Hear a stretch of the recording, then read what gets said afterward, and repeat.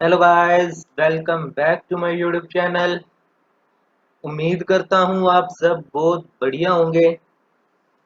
सबसे पहले तो आज मैं आप सब लोगों का थैंक यू कहूँगा दिल से कि आपके लव एंड सपोर्ट की वजह से हमारे चैनल ने 1K सब्सक्राइबर्स कंप्लीट कर लिए। So thank you for are your love and support. बस आप इसी तरह से अपना प्यार हमें दिखाते रहें, हमें सपोर्ट करते रहें और इससे हम और भी इससे हमको अप्रिशिएट मिलता है कि हम आपके लिए और से और नई से नई वीडियोस लेके आए। तो आप बस अब जल्दी से 2K करवा दीजिए जैसे मर्जी। चलिए, तो आज की क्लास हम स्टार्ट करते हैं। लास्ट क्लास में कुछ जर्नल एंट्रीज को हमने देखा था। वो जर्नल एंट्रीज थी रिलेटेड टू अगर हम बिजनेस स्टार्ट करें, पैसा इंट्रोड्यूस करते हैं बिजनेस में, अगर ओनर पैसा निकालता है या फिर गुड्स की, whether it is on purchase or sale, whether it is on cash और क्रेडिट। जैसे आप स्क्रीन पे अभी देख भी रहे हो कि मैंने कुछ एंट्रीज को ऑलरेडी लिखा भी हुआ है। तो आज की क्लास जो हमारी रहेगी वो रहेगी purchase return, sales return, trade discount और कैश डिस्काउंट वगैरह के ऊपर। और जिन बच्चों ने मेरी लास्ट वीडियोस को नहीं देखा, कंसेप्ट को नहीं अच्छे से समझा हुआ, तो एक लिंक उसका मैं आई बटन पे छोड़ दूंगा, आप डायरेक्ट वहां से भी देख सकते हो। चलिए, तो आज की क्लास स्टार्ट करते हैं। एंड जो सबसे पहला टॉपिक रहेगा हमारा वो रहेगा रिटर्न्स के ऊपर। चलिए, वो टॉपिक रहेगा रिटर्न्स। जो रिटर्न्स है, अगर मैंने कोई सामान परचेज किया और उसमें कोई फॉल्ट वगैरह, कोई डिफेक्टिव गुड्स आ गए मेरे पास, ठीक है, या जो मैंने सप्लायर को अपनी स्पेसिफिकेशंस बताई थी उसके हिसाब से नहीं है, क्वालिटी मेरे को अच्छी नहीं लगी, तो मैंने क्या किया, गुड्स को रिटर्न कर दिया। अगर मैंने गुड्स को खरीदा और बाद में रिटर्न कर दिया, उसको हम कहते हैं परचेज रिटर्न। और अगर मैंने सामान किसी कस्टमर को सेल किया और सिमिलरली कस्टमर ने कहा कि सर आपकी गुड्स हमें अच्छी नहीं लगी, या कोई गुड्स डिफेक्टिव है, टूटी हुई निकली है, whatever is the reason, उसने हमको वापस कर दी, तो उसको कहेंगे सेल्स रिटर्न। अगर हम गुड्स सप्लायर को वापस कर रहे हैं जिससे मैंने गुड्स खरीदी थी, परचेज की थी, तो उसको कहते हैं परचेज रिटर्न। और जब मैंने आगे गुड्स किसी को बेची तो उसने मेरे को वापस कर दी, तो उसको कहेंगे सेल्स रिटर्न। फिर परचेज रिटर्न का दूसरा नाम है रिटर्न आउटवर्ड। कई बार आपको क्वेश्चन में देखने को मिल भी सकता है return outward. So purchase word का दूसरा नेम क्या हो गया, return outward. And sales return का दूसरा नेम है return inward.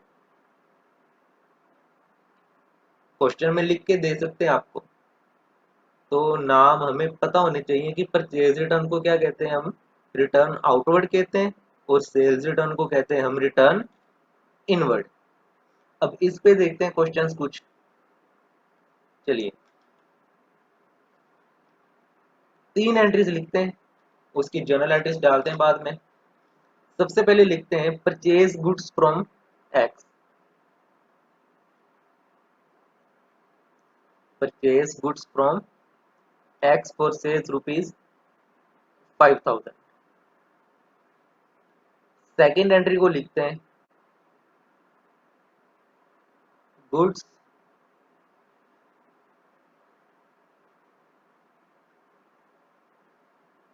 Return to X से रुपीज 500। ओके, चलिए, सबसे पहली एंट्री, इसको हमने लास्ट क्लास में डिस्कस भी किया था कि जो परचेज है, अगर गुड्स है, गुड्स इज माई एक्सपेंस, ठीक है ना, तो इसकी एंट्री आती थी purchase account debit to X. Purchase account debit to X account, जो गुड्स प्रोवाइड कर रहा है, एंड यहाँ पे गुड्स कौन प्रोवाइड कर रहा है, एक्स प्रोवाइड कर रहा है, इसलिए यहाँ पे कर दिया क्रेडिट द गिवर। और परचेज इज मई एक्सपेंस, तो यहाँ पे लगा दिया नॉमिनल रूल जो कहता था debit all expenses and losses. जो आज की नई एंट्री है वो है गुड्स रिटर्न टू एक्स। मैंने गुड्स रिटर्न कर दी एक्स को, रीजन कुछ भी हो सकता है, मे बी गुड्स डिफेक्टिव हो, फॉल्टी हो, मेरी स्पेसिफिकेशंस के हिसाब से ना हो, मे बी गुड्स की क्वालिटी मेरे को अच्छी नहीं लगी, तो मैंने क्या किया, गुड्स रिटर्न कर दी एक्स को, जिससे मैंने परचेज की। अब जब मैंने गुड्स वापस कर दी, इट मीन्स ये क्या बन गया, मेरा परचेज रिटर्न बन गया। Goods return to X means purchase return. अब यहाँ पे हु इज द रिसीवर, अगर हम डेबिट को देखें, क्या मेरे पास कुछ आ रहा है, debit but comes in, sir नहीं मेरे पास कुछ नहीं आ रहा। डेबिट द रिसीवर, यहाँ पे गुड्स कौन रिसीव कर रहा है, एक्स रिसीव कर रहा है, तो एक्स अकाउंट डेबिट। अब क्रेडिट, अब क्रेडिट में क्या आएगा, क्रेडिट वर्ड गोज आउट, कुछ मेरे से गया नहीं, मेरे से कुछ भी नहीं गया। या फिर क्रेडिट द गिवर, यहाँ पे भी नहीं है क्योंकि वहां पे रूल ऑलरेडी लग चुका हुआ है। Credit all income and gains, अगर मैंने गुड्स रिटर्न की तो मेरे को 500 रुपये कम देने पड़ेंगे।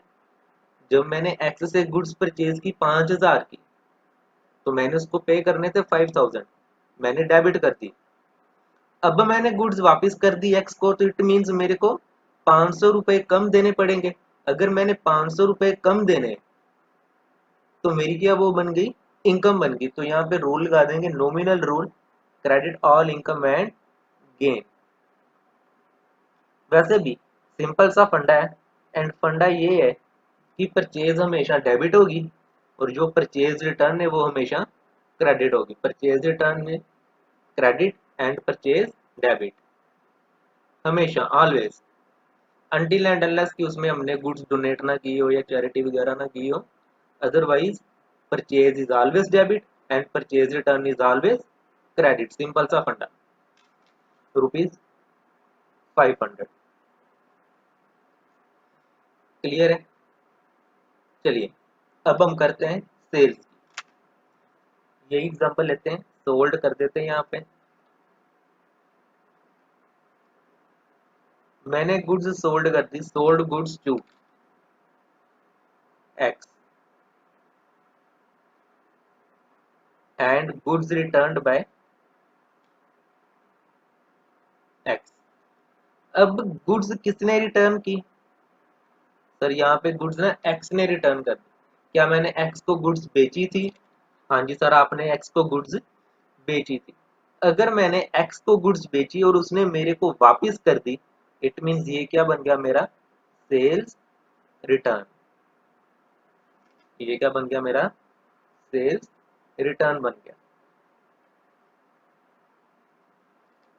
जब मैंने गुड्स सेल की, किसको की, एक्स को, तो यहाँ पे क्या आ गया, X account debit to sale. यहाँ पे कौन है रिसीवर, एक्स है, और मैंने गुड्स बेची है, मेरी इनकम है, तो मैंने क्या कर दिया, क्रेडिट टू सेल। अब गुड्स वापस आ गई, अब गुड्स वापस आ गई, किसने की, एक्स ने की। चलिए रूल्स लगाने शुरू करते हैं। डेबिट बट कम्स इन, मेरे पास कुछ आया नहीं सर, कुछ भी नहीं आया। Debit the receiver, who is the receiver, यहाँ पे डेबिट द रिसीवर, यहाँ पे गुड्स कौन रिसीव कर रहा है, हमें नहीं पता कौन रिसीव कर रहा है, ठीक है ना। तो गुड्स वापिस आई, debit all income expenses and losses, goods वापिस आई, debit all expenses and losses. अब मेरे का खर्चा पड़ गया, मेरा एक्सपेंस है। सर एक्सपेंस कैसे हुआ, बच्चा देखो, मैंने सेल्स की, मैंने 5000 रुपये लेने थे, अब कस्टमर मेरे को 500 रुपए की गुड्स वापस कर गया, इट मीन्स मेरे को 500 रुपए कम मिलेंगे, इसलिए मेरा वो एक्सपेंस हो गया। तो रूल लगा दिया हमने, nominal rule, debit all expenses and losses. अब क्रेडिट की बात करें तो गुड्स कौन दे रहा है, एक्स दे रहा है, क्रेडिट द गिवर, यहाँ पे क्रेडिट द गिवर है एक्स।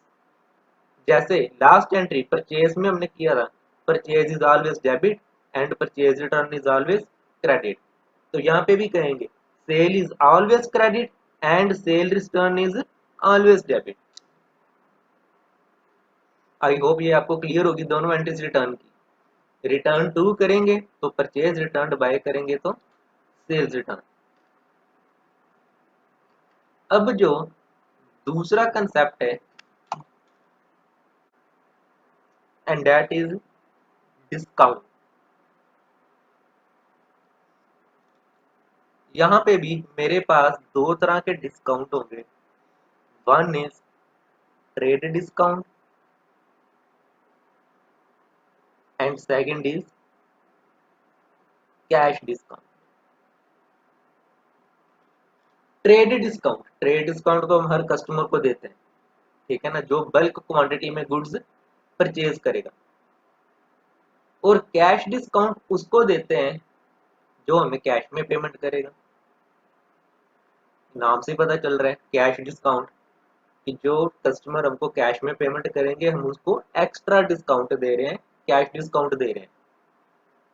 फॉर एग्जांपल अगर गुड्स 100 की है तो मैंने उसको पहले कहा कि सर आपको गुड्स 95 की लगेंगी, ठीक है ना, 5 रुपए ट्रेड डिस्काउंट दे दिया मैंने। अगर उसने मेरे को कैश में पेमेंट कर दी तो मैंने कहा सर आपको 2 रुपए का और डिस्काउंट, एक्स्ट्रा डिस्काउंट, और आपको गुड्स पड़ेंगी 93 की। अगर वो मेरे को ऑन की स्पॉट, अगर वो मेरे को ऑन दी स्पॉट पेमेंट कर दे तो that is to promote the payment immediately, तब हम देते हैं कैश डिस्काउंट। और ट्रेड डिस्काउंट हम देते हैं जब कोई कस्टमर बल्क क्वांटिटी में, ज्यादा क्वांटिटी में, लार्ज क्वांटिटी में गुड्स परचेज करता है। जो ट्रेड डिस्काउंट है, यहाँ पे लिखते हैं कि ट्रेड डिस्काउंट कब मिलता है, जब हम बल्क क्वांटिटी या फिर हम कह सकते हैं लार्ज क्वांटिटी में गुड्स परचेज करता है। और कैश डिस्काउंट मिलता है जब to prompt payment, immediately payment में कोई कस्टमर हमको इमीडिएट पेमेंट कर दे। जो ट्रेड डिस्काउंट है, ट्रेड डिस्काउंट हम रिकॉर्ड नहीं करते, not recorded in the books of account, not recorded in the books of account. और जो कैश डिस्काउंट है इसको हम रिकॉर्ड करते हैं, recorded in the books of account.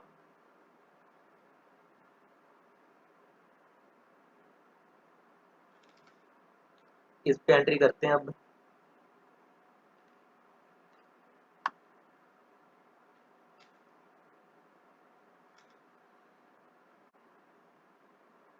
चलिए अब इस पे कुछ एंट्रीज देखते हैं। सबसे पहले अब यहाँ पे एक्स का नाम भी लेंगे, बच्चे कहेंगे सर आप हर जगह एक्स का नाम ले रहे हो, है ना, तो यहाँ पे नाम हम चेंज करते हैं। परचेज गुड्स फ्रॉम ए से ₹10,000। Second entry purchase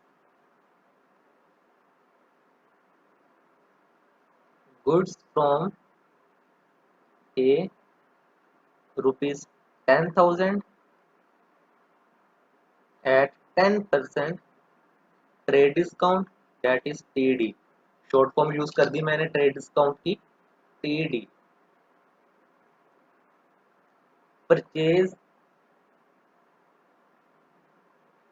goods from A ₹10,000 at 10% cash discount, that is CD. चलिए करें शुरू। सबसे पहले मैंने लिखा purchase goods from A ₹10,000, simple entry हो गया। अब तो बच्चों को वैसे भी याद होगी, एंट्री आ जाएगी परचेज कौन डेबिट टू ए, परचेज कौन debit to A ₹10,000। Second entry मैंने गुड्स परचेज की ए से और उसने मेरे को डिस्काउंट दिया 10% का। इट मीन्स मेरे को गुड्स पड़ी 10,000 minus 10% trade discount rupees 9,000। Trade discount record करते हैं? नहीं सर, हम ट्रेड डिस्काउंट को रिकॉर्ड नहीं करते। तो simple entry, purchase account debit to A. क्या मैंने कहीं पे डिस्काउंट वगैरह लिखा? नहीं सर, आपने डिस्काउंट नहीं लिखा। तो बच्चा ट्रेड डिस्काउंट को वैसे नहीं रिकॉर्ड करते। ट्रेड डिस्काउंट को हम बुक्स में रिकॉर्ड ही नहीं करते।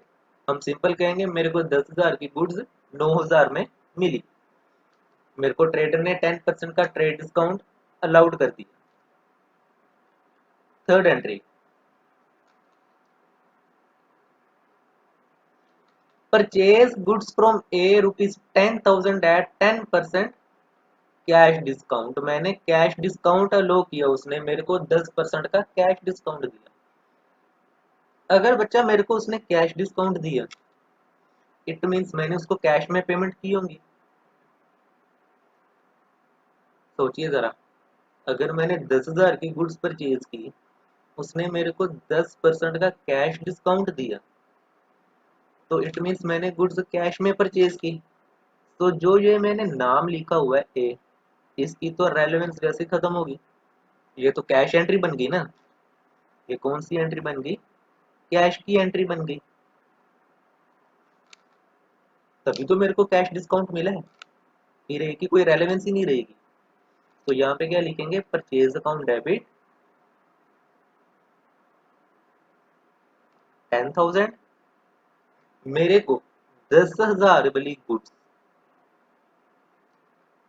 मेरे को जो 10,000 की गुड्स थी कितने में मिली? 10% माइनस करके, दैट इज 9,000 की। तो मैंने कितने रुपीज पे किए? 9,000।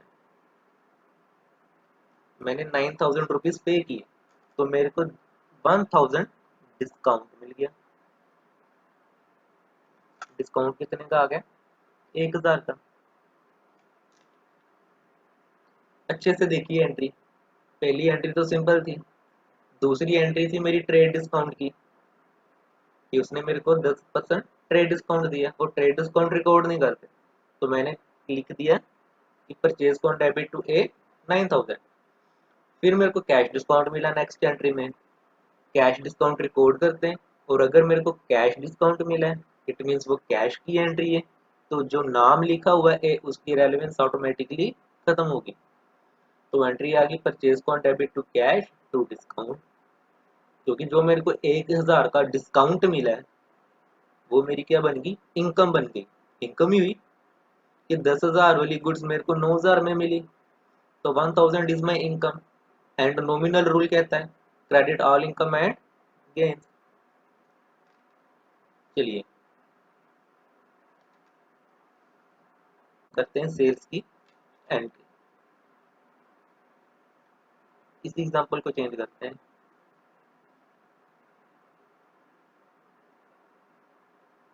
यहाँ पे लिखते हैं sold goods to A, sold goods to A at 10% rate discount and sold goods to A rupees 10,000 और 10% कैश डिस्काउंट। पहली एंट्री तो फिर से बच्चों को वैसे ही याद होगी। यहाँ पे आ गया A account debit to sales